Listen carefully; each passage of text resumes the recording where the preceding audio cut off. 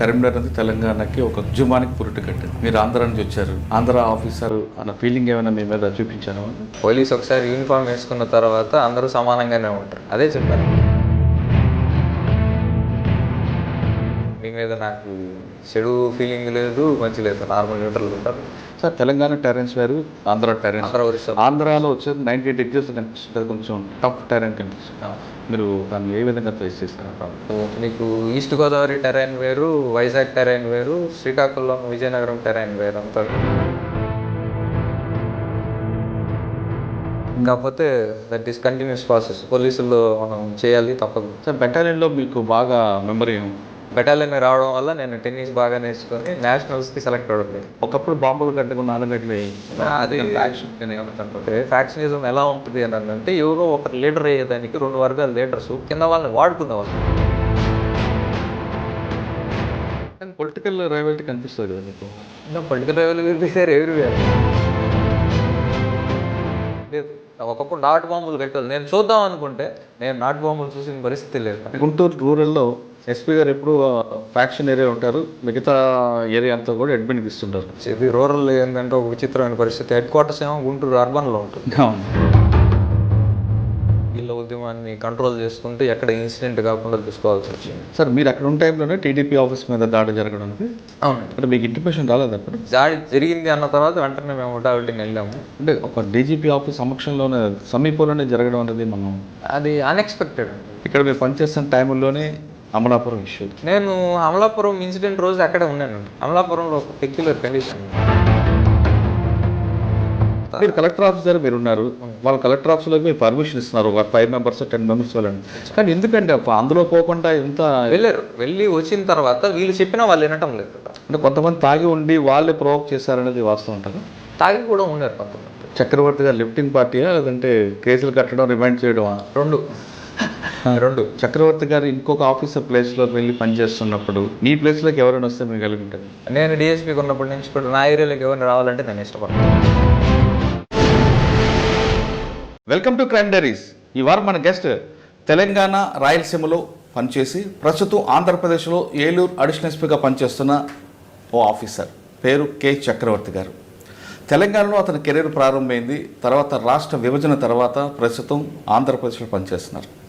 తెలంగాణలో నక్సల్స్ మూవ్మెంట్ ఉన్న ప్రాంతాల్లో పనిచేసిన ఆయన రాయలసీమలో పనిచేశారు, కోస్టల్ ఆంధ్రాలో పనిచేశారు, ప్రస్తుతం ఏలూరు అడ్మిన్గా ఉన్నారు.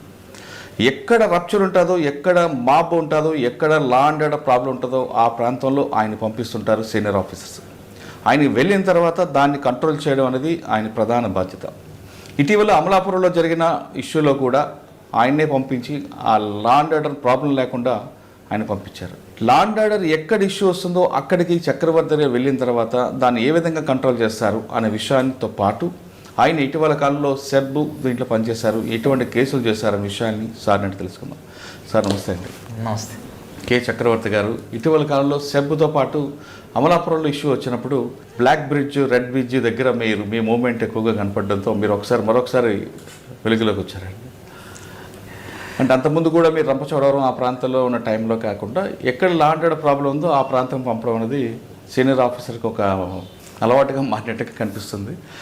అయితే లేటెస్ట్గా తీసుకుంటే అమలాపురంలో ఇష్యూ జరగడం అంటే దాని మూలాలు అనేది కాకుండా మీరు వెళ్ళేసరికి ఆ సిచ్యువేషన్ ఏ విధంగా ఉంది, దీన్ని మీరు ఏ విధంగా హ్యాండిల్ చేసుకుంటూ అంటే ఫైరింగ్ రేంజ్ వరకు వెళ్లకుండా చాలా కూల్గా సమయం పాటిస్తూ ఆ ఇష్యూని కంట్రోల్ చేయడం, అక్కడ 144 సెక్షన్ ఉంటుండగా తర్వాత కూడా వచ్చిన వాళ్ళని మీరు కౌంటరింగ్ ఏ విధంగా కౌంటర్ చేసుకుంటూ వాళ్ళలో మార్పు తేయడానికి పంపడం, ప్రధానంగా మీ దగ్గర వీళ్ళందరూ కేసులు పెడితే వాళ్ళ జీవితాలు ఏ విధంగా స్పాయిల్ అవుతున్నాయనే విషయాన్ని వాళ్ళకి ఎడ్యుకేట్ చేయడం అనేది మీరు చేశారని తెలుస్తుంది. దాన్ని ఆ ఉద్దేశంతో ఎందుకు మీరు వాళ్ళని కౌన్సిలింగ్ చేయాల్సి వచ్చింది? ప్రశ్నలతో పాటు మీరు సెబ్బులో ఇలాంటి వర్క్ చేశారు, రంపచోడవరంలో ఏం చేశారు, కరీంనగర్లో చేశారు, వరంగల్ ఏ విధంగా చేశారు, అన్నీ చెప్పే ముందు ఒకసారి చక్రవర్తి గారి కుటుంబ నేపథ్యం, పోలీస్ యూనిఫామ్ ఎందుకు వేసుకోవాలనుకున్నారు? యాక్చువల్గా మాది నెల్లూరు అండి. నెల్లూరు స్కూలింగ్ అంతా నెల్లూరులో చేసుకున్నాను. తర్వాత ఇంటర్ కూడా నెల్లూరు. 10th ఇంటర్ అయిపోయిన తర్వాత ఎంసెట్ రాస్తే నాకు బిఎస్ అగ్రికల్చర్ వచ్చింది. దాంతో తిరుపతి బిఎస్ అగ్రికల్చర్. అక్కడి నుంచి బెటర్ ఎడ్యుకేషన్, మనకు కాంపిటేటివ్ ఎగ్జామ్స్ కానీ రాయాలన్నా కానీ బెటర్ పొజిషన్ ఎక్కడ ఉంటుంది అంటే ఢిల్లీలో అని తెలిసిందనమాట. ఢిల్లీకి వెళ్తే మనం కాంపిటీషన్ ఎలా ఉంటుందో తెలుస్తుంది, ప్లస్ ప్రిపేర్ అయ్యేదానికి స్కోప్ ఉంటుందని. ఆడికి పోయి కోచింగ్ సెంటర్లో డబ్బులు పెట్టి చేరే స్తోమత లేదు. అందుకని చెప్పేసి ఢిల్లీలో ఎంఎస్సీ అగ్రికల్చర్ చేయాలనే దాన్ని ఒకటి మార్గాన్ని ఎంచుకొని ఎగ్జామ్ రాసిన తర్వాత ఆల్ ఇండియా 9th ర్యాంక్ వచ్చింది ఐసీఆర్ టెస్ట్లో. వచ్చిన తర్వాత ఢిల్లీలో సీట్ వచ్చింది, ఫెలోషిప్తో చదువుకున్నాను అక్కడ. మీన్ వైల్ ఇక సివిల్ సర్వీసెస్ ఎగ్జామ్స్ రాస్తూ ఉంటామండి. దాంట్లో భాగంగా గ్రూప్ 1 ఎగ్జామ్ కూడా రాయడంతో సివిల్ సర్వీస్ క్రాక్ చేయలేకపోయినాను. డిఎస్పీ వచ్చింది 2010 బ్యాచ్లో. తర్వాత 2010 డిఎస్పీకి వచ్చిన తర్వాత ఈ ఉద్యోగంలోకి రావడం జరిగింది. వాస్తవంగా అయితే ఏదో ఒకటి సివిల్ సర్వీసెస్లో ఉందాం అనుకున్నాము, స్టేట్ సివిల్ సర్వీసెస్లోకి రాగలిగాము. సార్ సివిల్ సర్వీస్లోకి వచ్చారు, ఫస్ట్ పోస్టింగ్ ఎక్కడ వచ్చింది? కరీంనగర్ ఎస్డిపి అండి ఫస్ట్ పోస్టింగ్. ఆఫ్టర్ ట్రైనింగ్ అంటే గ్రూప్ 1లోకి వచ్చిన తర్వాత మీరు ఫస్ట్ పోస్టింగ్ ట్రైనింగ్ అయిన తర్వాత first posting Karimnagar. Okay. SDP. మాకు ట్రైనింగ్ హైదరాబాద్ యునైటెడ్ స్టేట్ ఉంది కాబట్టి అప్పుడు ఏపీ పోలీస్ అకాడమీలో ట్రైనింగ్ అయింది. ట్రైనింగ్ అయిన తర్వాత ప్రాక్టికల్ ట్రైనింగ్ నేను కర్నూలు జిల్లా నంద్యాలలో చేశాను. Kurnool allotted to Kurnool, but I was mainly trained at Nandyal. Nandyal అయిపోయిన తర్వాత మా పోస్టింగ్ కరీంనగర్ ఫస్ట్ పోస్టింగ్ చేశాను. ఫస్ట్ పోస్టింగ్ కరీంనగర్లో మీరు వెళ్ళేసరికి సిచ్యువేషన్ ఏ విధంగా ఉందా? అప్పటికే కరీంనగర్ అనేది నక్సల్స్ మూవ్మెంట్ పూర్తిగా డ్రై అయిన సిచ్యువేషన్ అనుకుంటా. అప్పటికి కరీంనగర్లో నక్సల్ మూవ్మెంట్ కంటే కూడా టౌన్ హెడ్ క్వార్టర్స్లో పోస్టింగ్ కాబట్టి నాకు మ్యాక్సిమం ఇప్పుడు తెలంగాణ ఉద్యమం నడుస్తూ ఉందండి. ఆ ఉద్యమానికి సంబంధించిన మూవ్మెంట్ అన్నీ నడుస్తూ ఉండేది. డైలీ ఏదో ఒక ధర్నాలు ఇవి ఉండేటివి. అప్పుడు కూడా ఇదే లా అండ్ ఆర్డర్ సిచ్యువేషన్ నడుస్తూ ఉండేది. అంతకుముందు సంవత్సరం కమ్యూనల్ అయింది అక్కడ, కమ్యూనల్లీ సెన్సిటివ్ ప్లేసెస్. ఇవన్నిటికీ ప్రికాషన్ మెజర్స్ తీసుకునేదానికి అన్నీ కూడా ప్లాన్ చేసుకునేవాళ్ళు. అంతకుముందు ఎలా జరిగింది, ఏ విధంగా వెళ్ళి ఎక్కడికి మాబ్ వస్తారు, ఏ విధంగా వీళ్ళు ధర్నా చేస్తారు, ఇవన్నీ ప్లాన్ చేసుకునే వాళ్ళు. ఎవరితో మాట్లాడితే ముందుగా ఆగగలుగుతుంది అని చెప్పేసి మాట్లాడుకొని చేసేవాళ్ళం అనమాట. చేయడంతో ప్లాన్గా చేసేటప్పటికి ఎక్కడ కూడా ఇన్సిడెంట్స్ ఏమయ్యేటి కాదు. రోడ్డు మీద ధర్నాగా వచ్చేవాళ్ళు, పీస్ఫుల్గా చేసేవాళ్ళు. బియాండ్ సర్టన్ టైం చేస్తే మేము లిఫ్ట్ చేసేవాళ్ళం, వాళ్ళని కేసులు పెట్టి పంపించేసేవాళ్ళం. ఆ విధంగా చేసుకుంటూ వచ్చాం. నేనున్న పీరియడ్లో కూడా కమ్యూనల్లో ఎప్పుడు కాలేదు. 1.5 year దాకా ఉన్నాను అక్కడ. కమ్యూనల్ సెన్సిటివ్ అయినా కానీ పీస్ కమిటీ మీటింగ్స్ కానీ వాళ్ళతోటి 2 గ్రూప్స్ తోటి మీటింగ్స్ పెట్టడం ఇవన్నీ చేయడంతో పెద్దగా ఎక్కడ కూడా ప్రాబ్లం లేకుండా సాఫీగానే సాగిపోయింది. సార్ కరీంనగర్లో మంచి మూమెంట్ పీక్స్ వచ్చినప్పుడు కరీంనగర్ అనేది తెలంగాణకి ఒక పెద్ద పురిటికట్టు, ఉద్యమానికి పురిటికట్టు.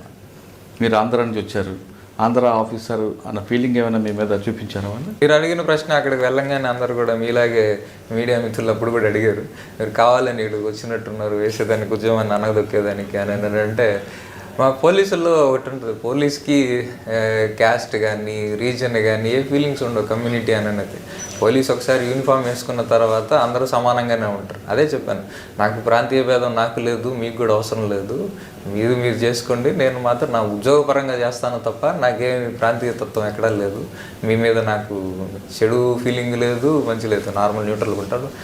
యాజ్ పర్ డెమోక్రసీ ప్రకారం ఏది కరెక్ట్గా చేస్తే దాన్ని నేను అనుమతిస్తాను. డెమోక్రసీ వైలేట్ చేస్తూ వైలెన్స్ చేస్తానంటే కుదరదు అని చెప్పి చెప్పడం జరిగింది. వాళ్ళు కూడా అలాగే రిసీవ్ చేసుకున్నారు. నన్ను ఎప్పుడు కూడా ఆంధ్ర ప్రాంతం నుంచి వచ్చాను ఫీలింగ్తో వాళ్ళు కూడా లేరు. మా డిఎస్పీ అనే భావనతోనే ఉండేవాళ్ళు. అదేవిధంగా చెప్పి చేసేవాళ్ళు. సాధ్యమైనంత వరకు కూడా డెమోక్రటిక్ వేలు వెళ్తే అలో చేసేవాళ్ళం, లేని పక్షంలో అరెస్ట్ చేసేవాళ్ళం. 1 year తర్వాత ఎక్కడికి వచ్చారు?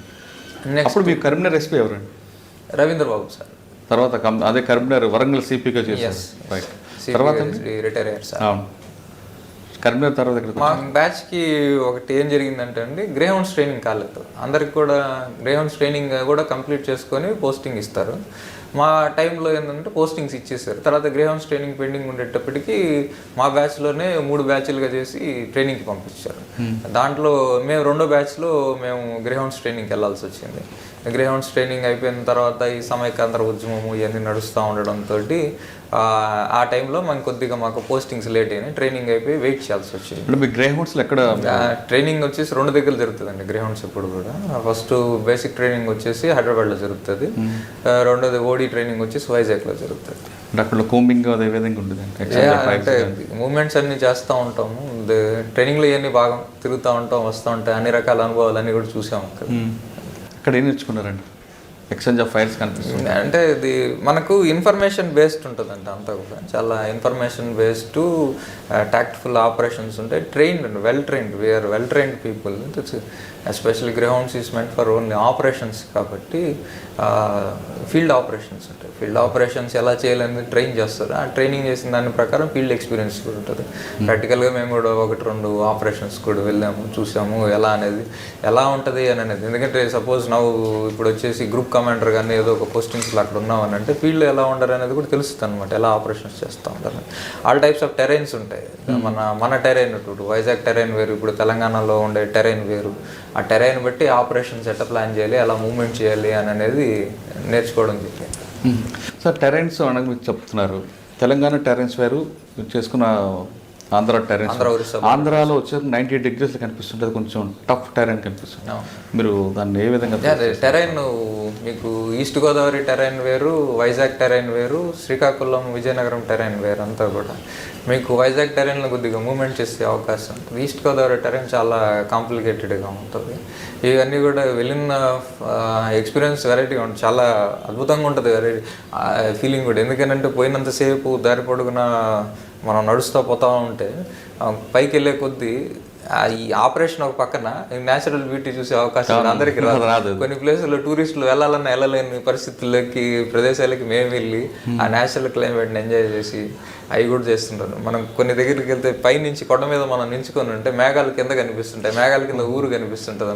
It's very rare to see అనమాట. అది తర్వాత అదే విధంగా టఫ్ కండిషన్స్ అన్ని పాస్ అవుతూ వెళ్ళాలి. 3-4 days డిఫికల్ట్గానే ఉంటుంది.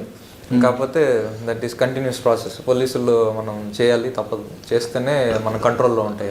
సార్ ఎప్పుడైనా అనిపించిందా ఎందుకురా ఉద్యోగంలో వచ్చాను అని? అలాగే మీరు చెప్పినంత ఈజీ కాదా కొండలు? Physical is not a problem అండి. ఫిజికల్ నేను చిన్నప్పటి నుంచి స్పోర్ట్స్లో అన్నింటిలో ఉండేవాడిని కాబట్టి ఫిజికల్గా నాకు ఎప్పుడు ఏ రోజు ఇబ్బంది పడింది లేదు. ట్రైనింగ్లో ఉన్నప్పుడు లెగమెంట్ తెగినప్పుడు కూడా స్పోర్టివ్గా తీసుకున్నానే తప్ప ఇదేదో ఇలా అయిందని చెప్పి బాధపడిన పరిస్థితులు ఎప్పుడూ లేదు. పోలీస్ అనేది అందరికి రాదు. పోలీసులో రావడం అనేది కొందరికి మాత్రమే అవకాశం. ఆ వచ్చిన అవకాశాన్ని చాలాసార్లు సద్వినియోగపరుచుకుంటే ఎప్పుడో 1-2 పరిస్థితులు మనం ఇలా చేయలేకపోయినా అనిపించవచ్చు, కానీ ఆ తర్వాత మళ్ళీ ఆలోచిస్తే మనం 99% చాలా దగ్గర ప్రజలకి చేయగలిగేది మనం ఒకరు మాత్రమే అని అనిపిస్తుంది. వెంటనే ఇమ్మీడియట్ సొల్యూషన్ కావాలంటే పోలీసులు మాత్రమే చేయగలుగుతారు.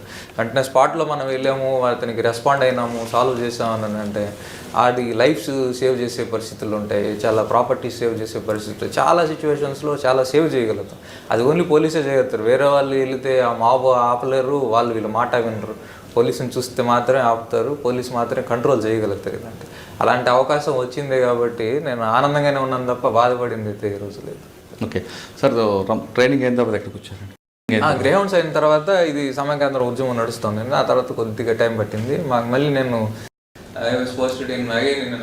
నర్సంపేట వేశారు, వరంగల్ నర్సంపేట ఎస్డికాలో పనిచేస్తారు. అక్కడ 1 year. అక్కడ మీ అచీవ్మెంట్ ఏముందండి? అంటే అది ఆ ప్లేస్ వచ్చేసి టోటల్లీ బ్యాక్వర్డ్ ఏరియా అండి, లిటిల్ బిట్. ఎందుకంటే పీపుల్ అంతా కూడా చాలా మీకు నర్సంపేటలో స్పెసిఫిక్ ఏంటంటే కొన్ని చిన్న తాండాస్ విలేజెస్ ఉంటాయి. అక్కడ వచ్చేసి ఐడి ప్రోన్ విలేజెస్ అనమాట. వాళ్ళు సారా కాసుకోవడం, తాగడం ఇలాంటివి అనుకుంటే అలాంటి దగ్గర కూడా మేము చాలా వరకు ఎడ్యుకేట్ చేసాం, వాళ్ళందరినీ కంట్రోల్ చేయమని చెప్పాం, వాటి మీద రైడ్స్ చేసేవాళ్ళని చేసాం. తర్వాత కొన్ని ఎక్స్ట్రీమిస్ట్ ప్లేసెస్ ఉండేవి, అక్కడంతా కమ్యూనిటీ పోలీసింగ్ అవి చేసి అక్కడ కూడా వాళ్ళు అటువైపు వెళ్లకుండా పీపుల్ని చదివించేదానికి, వాళ్ళని ఎడ్యుకేషన్ చేసేదానికి, వాళ్ళు స్పోర్ట్స్ యాక్టివిటీలో డెవలప్ చేయడం ఇవన్నీ చేసాం అక్కడ ఉన్నప్పుడు 1 year. నా టైంలోనే ఎలక్షన్స్ జరిగినాయి. లాస్ట్ నేను వచ్చే ముందు ఎలక్షన్స్ జరిగినాయి. ఇప్పుడు ఫస్ట్ టైం అప్పుడు టీఆర్ఎస్ గవర్నమెంట్ ఫామ్ చేయడం ఇవన్నీ కూడా ఎలక్షన్స్ జరిగినాయి. ఎలక్షన్స్ ఆల్సో పీస్ఫుల్గా వెంటాయి. సార్ మీకు అప్పుడు ఎవరు సిపి అండి? అప్పుడు వరంగల్ అర్బన్ రూరల్ 2 జిల్లాలు ఉండేది. నేను రూరల్ జిల్లా కింద. మా ఎస్పీ గారు కాళిదాస్ రంగారావు సార్. రైట్. తర్వాత అండి వరంగల్ తర్వాత నేను అనపర్తి బెటాలియన్ 12th బెటాలియన్ నల్గొండకి వెళ్ళాను. నల్గొండలో దాదాపు I was in around more than 2 years బెటాలియన్లో as a assistant commandant. Sir బెటాలియన్లో మీకు బాగా మెమరీ ఉంటుంది అంటే sweet memory? My daughter was born in battalion. తర్వాత బెటాలియన్లో ఉన్నప్పుడు చాలా టైం ఉండేది, రెగ్యులర్ లా అండ్ ఆర్డర్ కాకుండా బెటాలియన్లో ఉంటే టైం ఉండేది మనకు. అక్కడ మ్యాక్సిమం మెన్ వెల్ఫేర్ చూసుకుంటే సరిపోతుంది. మెన్ వెల్ఫేర్ చూసుకునే వాళ్ళని, కంపెనీస్ బయట ఉంటే చూసుకునే వాళ్ళని. ఫ్రీ టైంలో ఏం చేసింటే మా కమాండెంట్ గారు బాబుజీరావు గారు ఉండేవాళ్ళు. బాబుజీరావు గారు ఏపీఎస్పీ నుంచి వచ్చారు కమాండెంట్ గారు. అతనికి టెన్నిస్ అంటే చాలా ఇష్టం సార్కి. ఆ టెన్నిస్తో ఏం చేస్తే ఎవ్రీడే ఈవినింగ్ ఆడేవాడు. నన్ను కూడా మీరు కూడా రాలా నేర్చుకోవాలా అనేటప్పటికి చదువుతురా అంటే వెళ్ళేవాడు. సార్తో టెన్నిస్ ఆడతా టెన్నిస్ నేర్చుకొని స్టేట్ పోలీస్ మీట్కి వెళ్ళడం జరిగింది. స్టేట్ పోలీస్ మీట్లో గెలిచి నేషనల్స్ కూడా సెలెక్ట్ అవ్వడం జరిగింది. నేను బెటాలియన్ రావడం వల్ల నేను టెన్నిస్ బాగా నేర్చుకొని నేషనల్స్కి సెలెక్ట్ అవ్వడం జరిగింది అనమాట. ఓకే సార్, అక్కడ నల్గొండ తర్వాత ఎక్కడికి వచ్చారు? నల్గొండ తర్వాత బైఫర్కేషన్ అయిపోయిందండి. అప్పటికే ప్రాసెస్ కంప్లీట్ అయింది కాబట్టి ఏపీ ట్రాన్స్ఫర్ టు ఏపీకి వచ్చిన తర్వాత నన్ను ఆళ్ళగడ్డ డిఎస్పీగా పోస్ట్ చేశారు. ఒకప్పుడు బాంబుల గడ్డగా ఉన్న ఆళ్ళగడ్డలో కంట్రోల్ అది అలా అనుకుంటామండి బయట అంతా. కానీ actually Allagadda is beautiful place, wonderful people. రియల్గా నేను చాలా ఇష్టపడుతాను ఆ ప్రదేశాన్ని, ఆళ్ళగడ్డ ప్రదేశాన్ని. ఎందుకంటే పీపుల్ చాలా బాగుంటారు. ప్రజలు మనం చెప్తే వింటారు. రౌడీజం ఉంటుంది కదా నాకు? అంటే రౌడీజం ఉండదండి, మీకు ఫ్యాక్షనిజం ఉంటుంది. రౌడీజం అనేది లేదు, చాలా వరకు కంట్రోల్ లేదు. ఫ్యాక్షనిజం అనేది కూడా చాలా లిమిటెడ్ అయిపోయింది. ఒకప్పుడు రెండు వర్గాల మధ్యన విభేదాలు ఎక్కువ కనిపిస్తాయి పార్టీ కానీ పొలిటికల్ పార్టీలు. మీకు ఫ్యాక్షనిజం హిస్టరీ చూస్తే ఫ్యాక్షనిజం ఎలా ఉంటుంది అని అంటే ఎవరో ఒకరు లీడర్ అయ్యేదానికి రెండు వర్గాల లీడర్స్ కింద వాళ్ళని వాడుకునేవాళ్ళు. అప్పట్లో ఏందని అంటే ఫుడ్ ఇవన్నీ దొరికేది కాదు. కనీసం మినిమం ఫుడ్ కూడా దొరకని వాళ్ళని తీసుకొని వచ్చేసి ఈ ఫ్యూడలిస్టిక్ థాట్స్ ఉండి వీళ్ళు ఏం చేసేవాళ్ళు అంటే వాళ్ళని పక్కన పెట్టుకొని వాళ్ళ లీడర్షిప్ కోసం వీళ్ళని వాడుకునేవాళ్ళు. ఇప్పుడు పరిస్థితులు అలా లేవు. ఎందుకనంటే ఇప్పుడు రాను ప్రజలందరూ కూడా చదువుకున్నారు, ప్రతి ఒక్కరు లగ్జరీకి అలవాటు పడ్డారు, వెల్ బిహేవ్డ్ సొసైటీ ఫామ్ అయింది, వెల్ ఎడ్యుకేటెడ్ ఇంటెలెక్చువల్స్, వాళ్ళందరికీ కూడా అన్నీ తెలుస్తూ ఉన్నాయి. ఈ విధంగా ఉండడం వల్ల, నరుక్కోవడం వల్ల ఎవరికి ఉపయోగం లేదని వాళ్ళకి అర్థమైపోయి నేనున్న 1 year ఒక్క ఫ్యాక్షన్ మటర్ కూడా లేదు. No faction matar. ఫ్యాక్షన్ అనేది ఎక్కడ కనిపించి మేము మాట్లాడతామని పిలిపించి మాట్లాడాల్సిందే తప్ప బయట ఫ్యాక్షన్ మటర్స్ ఎక్కడ అయ్యేటివి కాదు. కానీ పొలిటికల్ రైవాలిటీ కనిపిస్తుంది కదా నీకు? పొలిటికల్ రైవాలిటీ ఎవ్రీవేర్ ఉంటుంది తప్ప అక్కడ మనం స్పెసిఫిక్గా మనం అనుకున్న ఒకప్పుడు బాంబులు అనేది ఇప్పుడు లేదు.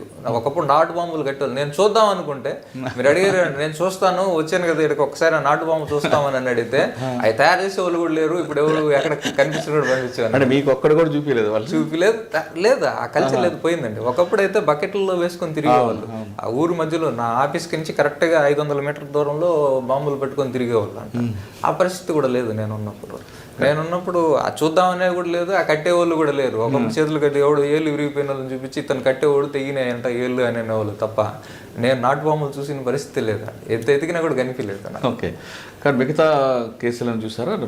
మర్డర్ కేసులు కానీ ఇక్కడ regular normal murders, fit of ఆళ్ళగడ్డలో crime type of crimes generally emotional murders ఉంటాయి తప్ప.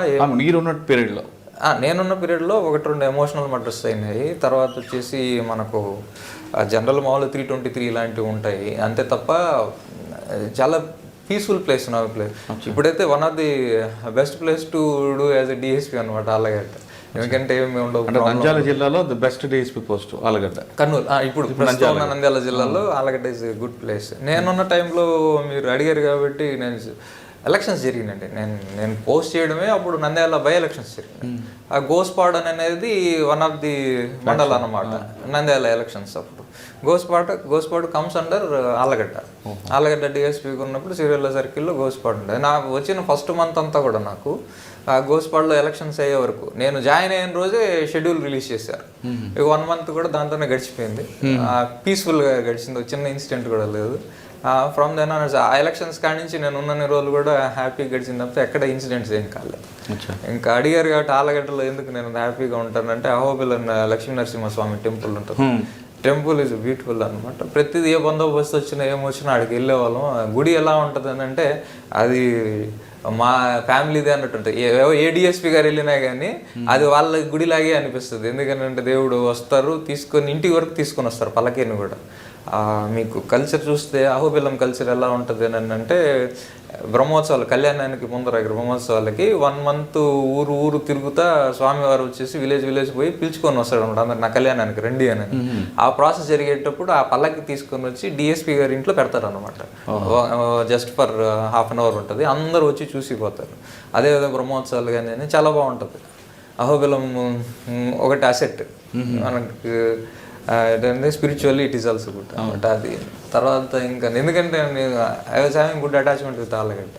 ఆళ్ళగడ్డలో ఉన్నప్పుడు తమిళనాడులో చైన్ స్నాచింగ్స్ జరుగుతాను ఒకసారి జరుగుతూ ఉంటే ఆ చైన్ స్నాచింగ్ జరుగుతున్న టైంలో అసెంబ్లీ నడుస్తూ ఉండేది. వాళ్ళకి బిగ్గెస్ట్ ఇష్యూ అయ్యేటప్పటికి నేరుగా ఎస్పీ గారికి ఫోన్ చేస్తే నాకు ఫోన్ వచ్చింది, కార్ నెంబరు కలరు ఏదో ఇచ్చారు, అది నెంబర్ ప్లేట్స్ మార్చేసి చేదానని.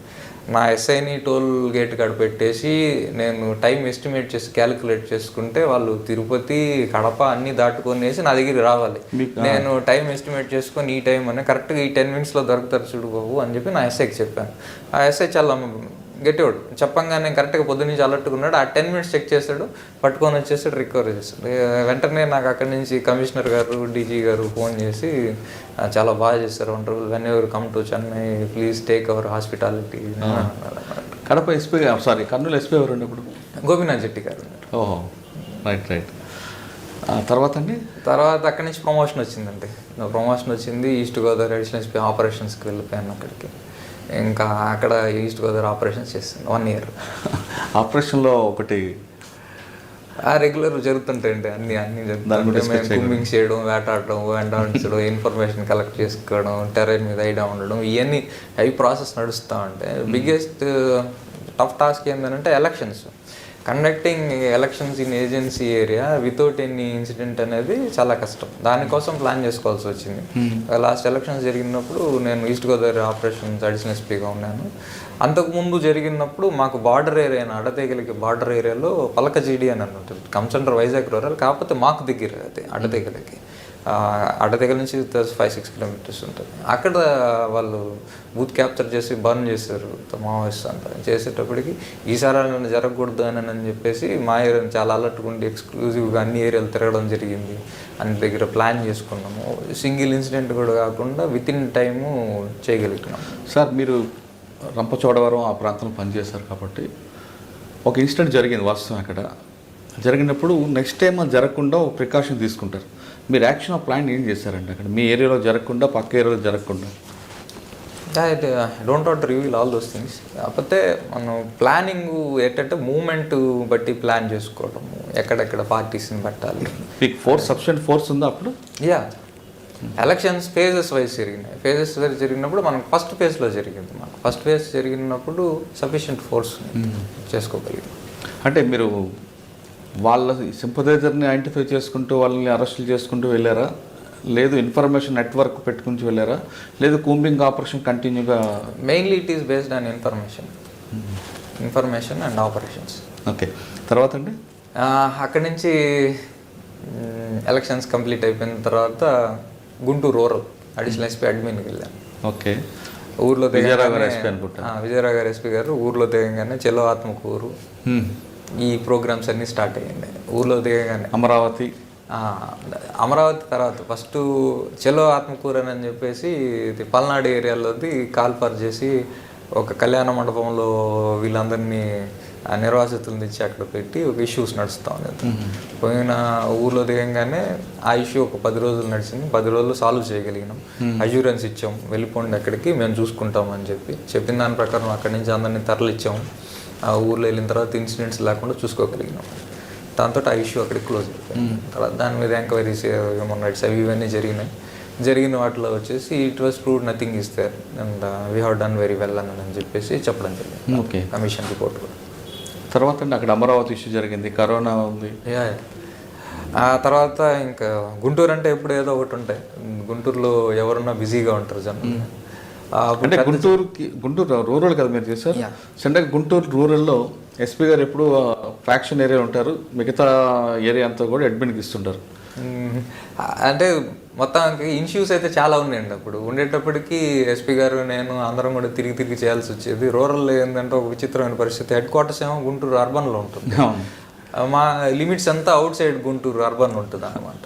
ప్రతిదానికి వెళ్ళాలంటే ఇటుపక్క నరసరావుపేట కానీ, ఇటు బాపట్ల కానీ, అటుపక్క పిడుగురాల, గురజాల, ఇటుపక్క చూస్తే అమరావతి, తుళ్ళూరు, ఇవన్నీ ఉంటాయి. చాలా పెద్ద జ్యూరిడిక్షన్. ఎటు పోవాలన్నా మన లాస్ట్ నాగార్జున సాగర్కి వెళ్ళాలి అన్నట్టు లాస్ట్ పాయింట్ అనమాట. వెళ్ళాలంటే 3 to 3.5 hours పట్టేది. టీపీఓకి రావాలని చాలా టైం అంతే టైం పడుతుంది. ఇంకా ఉండి చేసేవాళ్ళం. చాలా బిజీగా ఉంటుంది గుంటూరులో, ఎప్పుడు ఏదో ఒక ఇష్యూస్ ఉంటాయి. నేనున్న పీరియడ్లో ఇది అమరావతి క్యాపిటల్ అజిటేషన్ స్టార్ట్ అయింది. ఆ టైంలో మాకంతా ఎక్కడి నుంచి లేని ఫోర్స్ అంతా దింపాల్సి వచ్చింది, కంట్రోల్ చేయాల్సి వచ్చింది. వైటల్ ఆఫీస్ అండ్ సెక్రటేరియట్ అన్నీ అక్కడే ఉండటంతో వీళ్ళ ఉద్యమాన్ని కంట్రోల్ చేసుకుంటూ ఎక్కడ ఇన్సిడెంట్ కాకుండా చూసుకోవాల్సి వచ్చింది. దాన్ని ప్లాన్ చేసుకున్నాం అప్పుడు ప్రాబ్లం లేకుండా. అంటే 1 year ఉన్నారా మీరు? 9 months. 9 months. ఓకే. తర్వాత అదే టైంలో కరోనా ఉన్నింది. గుంటూరులో ఉన్నప్పుడు కరోనా స్టార్ట్ అయింది. కరోనా తగ్గిపోతున్న టైంలో ఎస్ఈబి కొత్తగా పెట్టారు. అప్పుడు పెట్టిన తర్వాత ఆఫీసర్ని చూస్ చేసుకోవడంలో నన్ను కడపకి చూస్ చేసుకున్నారు. ఎక్కడండి? కడప. కడప మళ్ళీ రాయలసీమ వెళ్ళారు. రాయలసీమ వచ్చా. కడప సబ్లో ఏం చేశారు? కడపలో 7 months. అక్కడ ఏంటి యారక్కైనా ఉంటుందండి, ఇంకా వేరే కనిపిస్తుంటుంది? Sand problem. నేరాక్ కొన్ని ఏరియాల్లో ఉంటాయి, కొన్ని ఏరియాలో పర్టికులర్ అంతే డివైడ్ అయ్యింటాయి ఏరియాస్ అంతా కూడా. ఇలా మనకు ఇప్పుడు అన్నమయ్య జిల్లా ఇప్పుడు ఫామ్ అయింది. రాయచోటి, పులివెందల ఆ సైడ్ అంతా ఎరాక్ ఉంటుంది.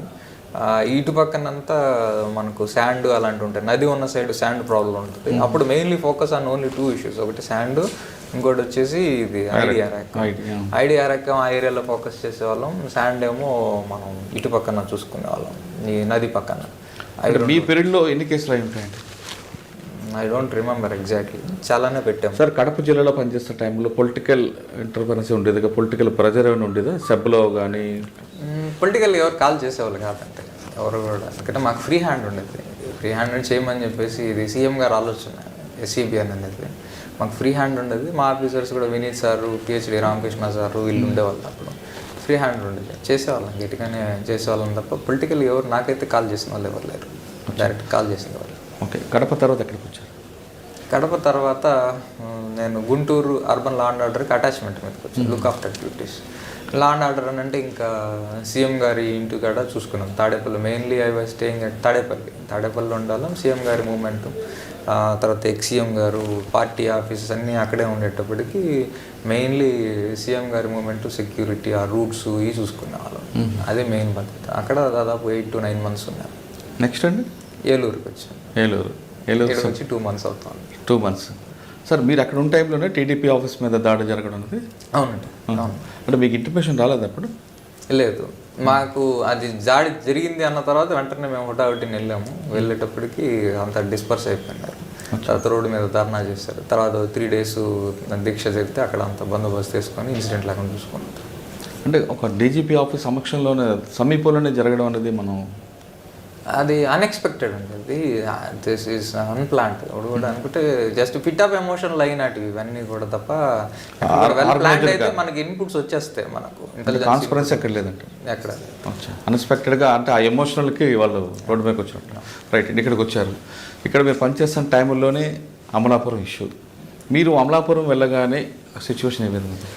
నేను అమలాపురం ఇన్సిడెంట్ రోజు అక్కడే ఉన్నాను. ఆ రోజు కూడా ఉన్నాను. మీరు చూసిన బ్లాక్ బ్రిడ్జ్ వీడియోస్ అంటే అక్కడే ఆ రోజు అనమాట. నేను వెళ్ళాను. మేము అనుకుందంటే 400 to 500 వస్తారు రిప్రజెంటేషన్ ఇచ్చేదానికి అనుకున్నాను. కాకపోతే చాలామంది వచ్చేసారు. ఈ వాట్సాప్లో పెట్టేటప్పటికి అమలాపురంలో ఒక పెక్యులర్ కండిషన్ ఉంటుంది. ఒక 100 మంది వచ్చారంటే ఇంకో 200-300 మంది తోడు వస్తారు. అలాగే అలా చూసేవాళ్ళు చాలామంది వచ్చారు ఆ రోజు. దాంతో క్రౌడ్ ఎక్కువైపోయింది. అక్కడక్కడ ఈ కొంతమంది రోడీ ఎలిమెంట్స్ వాళ్ళు వీళ్ళుండి స్టోన్ పెల్టింగ్ అవి చేయడం జరిగింది. వాళ్ళందరి మీద తర్వాత కేసులు కట్టాము. ఆ రోజు అయితే కరెక్టే. మీరు మినిస్టర్ గారి ఇంటి దగ్గర వాళ్ళందరూ కలెక్టర్ ఆఫీస్ దగ్గర ఇష్యూ జరుగుతున్నప్పుడు మీరే వాళ్ళందరినీ చూసా. ఆపండ్రా బాబు, బస్సు మళ్ళీ మీద పడుతుంది, మీకు మళ్ళీ చనిపోతారు అని కూడా చెప్పాను. నేను ముందరికి 2-3 సార్లు కూడా మాట్లాడితే కూడా వాళ్ళు వినే పరిస్థితుల్లో లేరు. వాళ్ళు ఒక సైకిక్ కండిషన్లో ఉన్నారు అందరూ కూడా. వాళ్ళకి చెప్పడం అయితే జరిగింది, మీ భవిష్యత్తు నాశనం అవుతాయి, మీకు వీసాలు పాస్పోర్ట్ రావు, లేకపోతే రేపు గవర్నమెంట్ జాబ్స్ వస్తే మీకు వెరిఫికేషన్ ప్రాబ్లం వస్తుంది, ఇవన్నీ చెప్పాను. ఇవన్నీ చెప్పినా కానీ వాళ్ళు అర్థం చేసుకోలేకపోయారు ఆ రోజు. తర్వాత కేసులు అయిన తర్వాత బాధపడుతూ ఉన్నాడు. తర్వాత నేను స్టేషన్లో ఉన్నప్పుడు అక్కడే నేను ఒక పేరెంట్ వచ్చాడు, మావాడు ఇంతకుముందు వరకు బ్యాగ్ మా షాప్లోనే ఉన్నాడు సార్, బ్యాగ్ షాప్ మాది, ఇక్కడ ఉన్నాడు, వీడు సడన్గా ఇప్పుడు వెళ్ళాడో తెలియదు నాకు, ఆడ మీకు ఫోటోలో వీడియోలో వచ్చేసాడు అని అన్నట్టు చెప్పాము. మరి మీ కంట్రోల్ లేకపోతే ఇలాగే ఉంటుంది, పిల్లల్ని కంట్రోల్ చేసుకోవాలి కదా. ఆ రోజు మేము చాలాసేపు చెప్పినాం. కలెక్టరేట్ నుంచి మళ్ళీ మినిస్టర్ గారి ఇంటికి, మినిస్టర్ గారి నుంచి ఎమ్మెల్యే గారి ఇంటికి, ఇలా అంతా తిరిగే ఇల్లు ఎందుకు తిరగాలి, ఏం అవసరం, మీ పేరెంటల్ కంట్రోల్ ఉంటే ఇవన్నీ ప్రాబ్లమ్స్ ఉండవు కదా, ఈ కేసులు చేసుకొని భవిష్యత్తు పాడు చేసుకోవడం తప్ప అని చెప్పి చెప్పాము వాళ్ళకి. చెప్పేటప్పటికి అప్పుడు రియలైజ్ అవుతున్నారు తప్ప ఆ రోజు రియలైజ్ అయ్యి ఉంటే ఇంత ఇన్సిడెంట్ జరిగేదే కాదు. సార్ ఇంత బాబు వస్తారని ఎక్స్పెక్ట్ చేశారా మీరు ఎప్పుడైనా? చేయలేదండి. 400 to 500 అనుకున్నాం మేము, కంట్రోల్ చేస్తాం. ఇంతమంది వచ్చిన వైలెన్స్గా మారుతుందని ఎక్స్పెక్ట్ చేశారా? అది అసలు చేయలేదు, అనుకోలేదు. మేము మామూలుగా వస్తారు, మనం ఏదో ఆపుతాం సరిపోతుంది అని అనుకున్నాం. కానీ వాళ్ళు సరే రిప్రజెంటేషన్ ఇచ్చిన తర్వాత మీరు కలెక్టర్ ఆఫీస్ దగ్గర మీరు ఉన్నారు, వాళ్ళు కలెక్టర్ ఆఫీస్లోకి మీరు పర్మిషన్ ఇస్తున్నారు, ఒక 5 members 10 members వెళ్ళండి. కానీ ఎందుకండి అందులో పోకుండా ఇంత వెళ్ళారు. వెళ్ళి వచ్చిన తర్వాత వీళ్ళు చెప్పినా వాళ్ళు వినటం లేదు. ఓహో, వీళ్ళు చెప్పినా వాళ్ళు వినటం లేదు. వీళ్ళు బాగా ఈ వాట్సాప్లో బాగా రెచ్చగొట్టి పెట్టేశారు. బాగా వాట్సాప్ మెసేజెస్ చాలా విపరీతంగా రెచ్చగొట్టే విధంగా ఉంటుంది. దాంతో చిన్నపిల్లలు ఉన్నారు, వాళ్ళకి అంత మెచ్యూర్డ్ మైండ్స్ కాదు, వాళ్ళకి పెద్ద నాలెడ్జ్ లేదు. ఈ జస్ట్ ఫిట్ ఆఫ్ ఎమోషన్లు అది చేసేసుకొని ఆ మెసేజెస్ చూసుకునేసి ఏదో అయిపోతుందని చెప్పేసి వాళ్ళు ఉద్యోగంతో వచ్చి చేసింది అదంతా. అంటే కొంతమంది తాగి ఉండి వాళ్ళే ప్రొవోక్ చేశారనేది వాస్తవం అంటారా? తాగి కూడా ఉన్నారు కొంతమంది, ఇంకా దారి పొడుగున వైన్ షాప్స్ ఉన్నాయి, తాగి కూడా వచ్చారు. సార్ ఆ ఇష్యూ జరిగిన తర్వాత సిచ్యువేషన్ నార్మల్ అవ్వడానికి ఎన్ని రోజులు పట్టింది? మీరు ఎన్ని రోజులు ఎక్కడ? లేదండి, వెంటనే అయిపోయింది కంట్రోల్. ఆ రోజు ఎప్పుడైతే ఇన్సిడెంట్స్ తర్వాత దాదాపు 1 week వరకు చక్రవర్తి గారు అమలాపురంలో ఉన్నాను నేను ఉన్న పర్పస్ వేరు. యాక్చువల్గా అయితే మనకు ఆ రోజు ఏ రోజు ఇన్సిడెంట్ జరిగిందో నైట్కి అన్ని ఫోర్సెస్ అంతా డిప్లాయ్ అయిపోయింది. వచ్చేటప్పటికి ఇంకా మా డిఐజీ సారు, అదర్ ఎస్పీ గారు అందరూ వచ్చేసారు. అందరూ వచ్చి ఏడీజీ గారు అందరూ వచ్చేసి మొత్తం అందరూ జిల్లాని అమలాపురం టౌన్ని హోల్డ్లోకి తీసుకున్న తర్వాత ఎక్సెసివ్ ఫోర్స్ ఉన్న తర్వాత ఈ మాబ్ అంతా కూడా ఎక్కడ లేదు, ఊర్లలో కూడా లేరు, అందరూ కూడా చాలా వరకు పారిపోయారు. మనకు ఫోటోలు వీడియోలు ఐడెంటిఫై అందరి మీద కేసులు అయినాయి, 7 కేసులు అయినాయి, వీళ్ళందరినీ అరెస్ట్ చేస్తామని చెప్పి తెలిసిన తర్వాత చాలామంది పారిపోయారు. ఉన్న వాళ్ళందరినీ కూడా మేము చాలా వరకు ఐడెంటిఫై చేసి అరెస్ట్ చేసాము. అంటే తర్వాత జరిగిన పరిణామాల్లో చక్రవర్తి గారు లిఫ్టింగ్ పార్టీయా లేదంటే కేసులు కట్టడం, రిమైండ్ చేయడం? రెండు. నేను చేసిన పని పికప్స్ టీమ్స్కి మానిటరింగ్, తర్వాత ఇంట్రాగేషన్, ఇన్వెస్టిగేషన్ ఇవన్నీ కూడా చేయడం జరిగింది. దాంట్లో మనం జెన్యున్గానే చేసామండి. అక్కడ కూడా వచ్చేసి మనం క్లియర్గా ఫొటోస్ వీడియోస్లో ఉండి వైలెన్స్లో ఇన్వాల్వ్ అయినాడు, వాట్సాప్లో ఇన్ఫ్యూరియేటింగ్ మెసేజెస్ పెట్టినాడు, ఇన్స్టిగేటింగ్ మెసేజెస్ పెట్టినాడు. ఆ తర్వాత టవర్ లొకేషన్స్లో అన్ని దగ్గరలో ఉన్న వాళ్ళని ఉన్నా కానీ మళ్ళీ వాళ్ళు ఉన్నారు లేదని వీడియోస్లో ఐడెంటిఫై చేసి టెక్నికల్ అన్ని వాళ్ళు ఉన్న వాళ్ళనే పెట్టాము అక్కడ. అవన్నీ చేసేదానికి టైం పట్టింది, నీట్గా చేసినాం అంతా. ఎక్కడ కూడా లేని వాళ్ళని బుక్ చేసింది లేదు. ఇప్పుడు వరకు అరెస్ట్ చేసిన వాళ్ళు 142 దాకా అరెస్ట్ చేసాం. మొన్న వరకు కూడా ఎవరిని కూడా బుక్ చేసింది. సార్ ఇప్పుడు ఏలూరులో మీరు అడ్మిన్, ఇప్పుడు మీ గోల్ ఏంటంటే అసలు ఇప్పుడు ఏలూరు గురించి కాదు, జనరల్గా పోలీస్ డిపార్ట్మెంట్లో మీ గోల్ ఏంటి? ఎవరైనా సరే మేము చిన్నప్పుడు ఉన్నప్పుడు ఏదన్నా జరిగితే ఎవరికి చెప్పుకోవాలనేది భయం వేసేది. పోలీసులు అప్రోచ్ కావాలంటే భయం వేసేది. వెళ్తే మనం వెళ్ళి చెప్తే వింటారా లేదా అనే డౌట్ ఉండేది అనమాట. అలాంటి డౌట్ లేకుండా నేను వచ్చేటప్పటికి ఫ్రెండ్లీ పోలీసింగ్ ఇవన్నీ కూడా స్టార్ట్ అయిపోయినాయి. ఫ్రెండ్లీ పోలీసింగ్ అని అంటే ఫ్రెండ్లీ విత్ గుడ్ పీపుల్ అనమాట. అంతేగాని అందరికీ ఫ్రెండ్లీ కాదు కదా, ఫ్రెండ్లీగా ఉంది. ఆ స్టేజ్ వచ్చింది. ఆ స్టేజ్ని మేము కూడా కొన్ని దగ్గరలో 1-2 చతుర్ముఖ సంఘటనలు అది కూడా లేకుండా మేము పీపుల్తో ఈజీగా వచ్చి కాంటాక్ట్ అయ్యేటట్టు, ఎవరికి సమస్య ఉన్నా మాకు చెప్పుకునేటట్టు ఉండాలనేది మా కోరిక. మేము అలాగే ఉంటాం. వచ్చి మమ్మల్ని అప్రోచ్ అయితే వాళ్ళు ఏ ప్రాబ్లం ఉన్నా మేము సాల్వ్ చేయగలిగే స్టేజ్లో ఉండాలి. ఆ కోరిక అదే. మేము చిన్నప్పటి నుంచి మేము చేసుకోలేంది బయట ప్రజలు మమ్మల్ని చూసి వాళ్ళే వచ్చి అప్రోచ్ అయ్యి వాళ్ళకి ఏ ప్రాబ్లం ఉన్నా మేము సాల్వ్ చేసే కండిషన్లో ఉండాలనేది నా కోరిక అనమాట. ఓకే, కానీ పోలీస్ స్టేషన్కి వచ్చిన వాళ్ళ పట్ల కొంచెం దురుసుగా ఉంటారనేది ఒక అపవాదం ఉందండి. మీలాంటి ఆఫీసర్లు బాగానే మాట్లాడాలి, కింద స్థాయిలో ఇంకా అది పూర్తి ఎందుకంటే ఇప్పుడు మీకు ఎవ్రీ స్టేషన్ కూడా చూసుకుంటే దిశ హెల్ప్ డెస్క్ అనేది స్టార్ట్ అయింది అన్ని దగ్గరలో. రిసెప్షన్ సెంటర్లో ఉమెనే ఉంటున్నారు. ఉమెన్ ఉంటారు, they cannot speak like what your set అనమాట. వాళ్ళు మామూలుగా మాట్లాడతారు తప్ప పరుష పదజాలం ఏమీ ఉండదు. వచ్చిన వాళ్ళు రాసుకుంటారు, రిసిప్ట్ ఇస్తారు, వాళ్ళ కేసు ఉంటే కాగ్నిజబుల్ అయితే కేసు కట్టడం, డీల్ చేయడం అన్నీ కూడా జరుగుతుంది. చాలా వరకు తగ్గింది. ఇది మీరు చెప్పేది 30-40 ఇయర్స్, చాలా వరకు ఇప్పుడు తగ్గిపోయింది. అందరూ కూడా అందుకని ఈ ప్రాబ్లం రాకూడదనే ఉమెన్ హెల్ప్ డెస్క్, దిశ హెల్ప్ డెస్క్ అని పెట్టడం జరిగింది, ఉమెన్ రిసెప్షనిస్ట్ పెట్టడం జరిగింది. కానీ చక్రవర్తి గారు ఇంకొక ఆఫీసర్ ప్లేస్లోకి వెళ్ళి పనిచేస్తున్నప్పుడు మీ ప్లేస్లోకి ఎవరైనా వస్తే మీకు కలిగి ఉంటుంది? ఎప్పుడైనా నా ఫీలింగ్ అయితే, నేను మొదటి నుంచి కూడా మేము చేసే ఉద్యోగం మీరు అన్నది వాస్తవం. ఎందుకంటే నేను డిఎస్పీకి ఉన్నప్పటి నుంచి కూడా నా ఏరియాలోకి ఎవరిని రావాలంటే నేను ఇష్టపడను.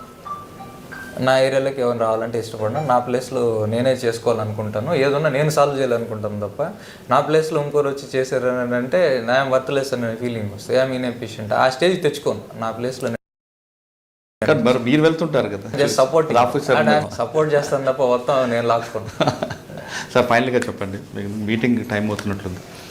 మీలాగా చాలామంది యూత్ అంతా పోలీస్ డిపార్ట్మెంట్ రావాలనుకుంటారు, వాళ్ళకి మీరు ఇచ్చే మెసేజ్ ఏంటి? గుడ్, రావడం మంచిది అందరు కూడా. ఎందుకంటే చిన్నప్పటి నుంచి చాలామంది యూనిఫామ్ సర్వీసెస్, యూనిఫామ్ రావాలని కోరుకుంటారు. వాళ్ళందరూ కూడా వచ్చే వాళ్ళందరూ కూడా నేను ఎప్పుడు కూడా రావాలని నేను చెప్తాను వాళ్ళకి. వచ్చిన తర్వాత అందరూ కూడా ప్రజాసేవ చేయడానికి ఇది ఒక మంచి అవకాశం. సమాజానికి ఫస్ట్ కనిపించేది పోలీసులే. ఏ ప్రాబ్లం వచ్చినా వాళ్ళకి తెలియదు అది సివిలా క్రిమినలా అనేది ప్రజలకు తెలియదు. వాళ్ళు సివిల్ డిస్ప్యూట్ అయినా సరే ఇమ్మీడియట్గా వచ్చేసి పోలీసుల దగ్గరికి వెళ్తే సాల్వ్ అవుతుందని వస్తారు. ప్రజలకి మొదట కనిపించేది పోలీసులే అనమాట, ఏ ప్రాబ్లం వచ్చినా. కాబట్టి ఈ సర్వీస్కి రండి. వచ్చిన తర్వాత వచ్చేసి వాళ్ళు ఎంపతి ఉండాలి, వచ్చిన వాళ్ళకి ఎంపతి ఉండాలి. ఎదుటివాడి పరిస్థితి ఏంది తెలుసుకొని వాడి ప్రాబ్లం ఏంది అని చెప్పేసి సాల్వ్ చేయగలిగితే చాలా ఆనందం, అంతకంటే కావాల్సింది. ప్రజలకు సేవ చేయాలనుకునే వాళ్ళు ఖచ్చితంగా పోలీస్ డిపార్ట్మెంట్ రండి అంటున్నారు చక్రవర్తి గారు. కానీ దానికి ఒక ప్యాషన్గా తీసుకుని వచ్చిన వాళ్ళు మాత్రమే రండి. కేవలం డ్యూటీ కోసం, డబ్బు సంపాదన కోసం అయితే ఈ డిపార్ట్మెంట్ కాదు, చాలా డిపార్ట్మెంట్ ఉన్నాయి అంటూ చక్రవర్తి గారు సూచిస్తున్నారు. ఇది ఈ వారం చక్రవర్తి గారితో ఎక్స్క్లూజివ్ ఇంటర్వ్యూ. వచ్చే వారం మరో గెస్ట్తో మళ్ళీ కలుద్దాం. అంతవరకు నమస్కారం.